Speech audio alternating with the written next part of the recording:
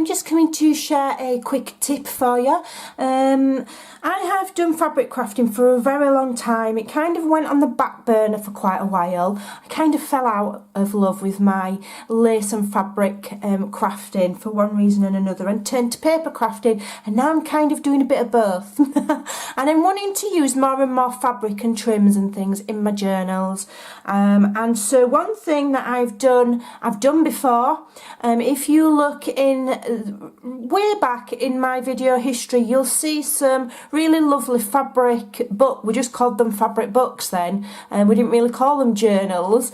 Since the papercraft kind of junk journal kind of craze has hit, that it's become popular. We used to make them, I'm going back maybe 5 years, and it was really popular to make fabric books.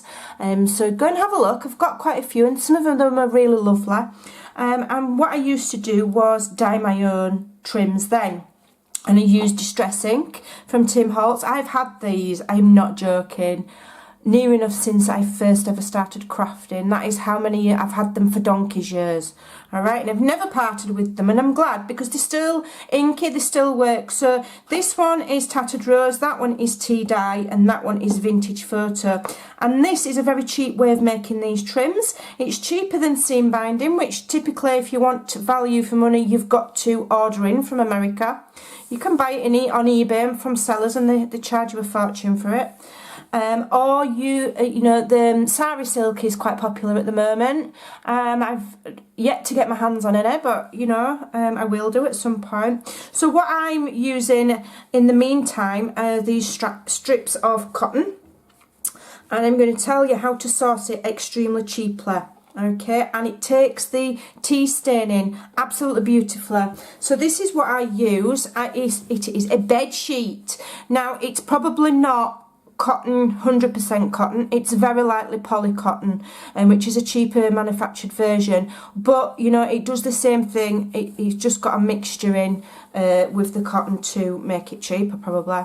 And this is actually a bed sheet. It's huge. Okay, I bought it in error one time for my daughter's bed, and it didn't fit, so I thought I'll use that in my crafting, and I've kept hold of it, and I've had it years, and I've got loads, and I think I paid, I'm not joking, I probably got it from Asda, and if you look in the student bedding range, you probably get a bed sheet for about £4. Alright, now the amount of strips of fabric and meters of fabric you're going to get for your crafting is going to be way cheaper than buying anything else. Alright, so all I do is, and I'm just going to very quickly demonstrate, but I will have to talk you through it because my piece of fabric is just way too big to get on camera. So what I do is I find a straight edge. You know, if you've dealt with fabric before, this is nothing new, so I'll find a straight edge there. Alright, and I'll make a cut of about 1 inch. Like that, alright, and then I'll just pull it. You can have it as thin or as wide as you want. Alright, you don't need to even cut it, you just rip it, and then it will fray beautifully. You can pull them edges off. Alright, and what you can do then is cut off a length. I'll cut that off. Just as an example, I mean, you can leave it white if you want, you know, and then I'm going to do some more of this Tattered Rose because it's turned out really lovely. So this is a lovely pink colour, so I'll get all the threads off, any loose threads. Obviously you'll have seen this done before, it's nothing new. Loads and loads of ink on there, spray a bit of water, and then, you know, dye. I'm not bothered if I get it on my fingers, I couldn't care less. I didn't care. And if I've got to go anywhere, I will just put a very strong kitchen cleaner on my hands. And I know it's not good for you, but hey ho, it doesn't matter. Now you can leave it like that so you've got a nice mottled effect. In fact, I think I will. And then what I typically do is, that one's slightly dark, so I've put more on. I'm going to leave that so it's patchy, and then just dry it with your heat gun or peg it up, whatever you want to do. Stick it on the radiator, whatever. And look at my hands.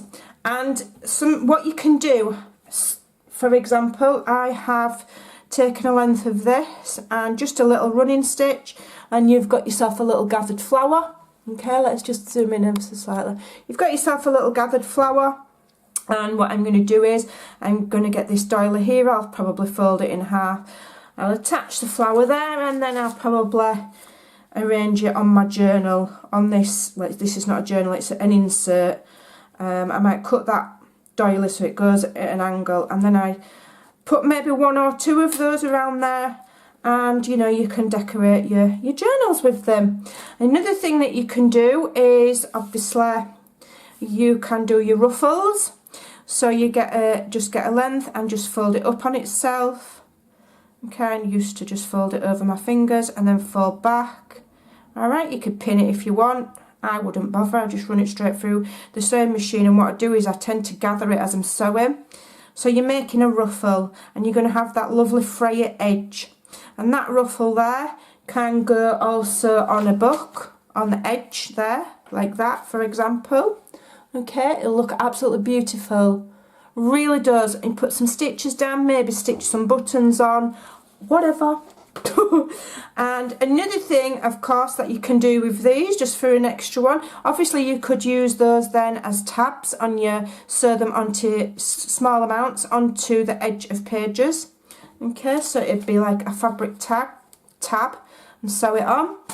Another thing that you can do is you can, if you do them a little bit wider, you can use that as backgrounds for making your embellishments, like your paper clips and things like that. Use that as your base, put it in your paper clip, have it hanging down like so, maybe sew some buttons on, whatever, bit of fabric, more fabric. That's another idea. And another idea is, of course, the good old, let's see if I can remember how to do them. The good old, start with a little triangle, turn it, and then fold it under, roll it round. Oh, I've still got it,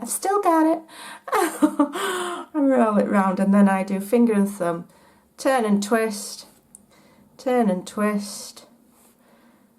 like so. Keep turning and twisting, and obviously you've got yourself a little gathered, you know, a rolled rose. You can do this with strips of book paper as well.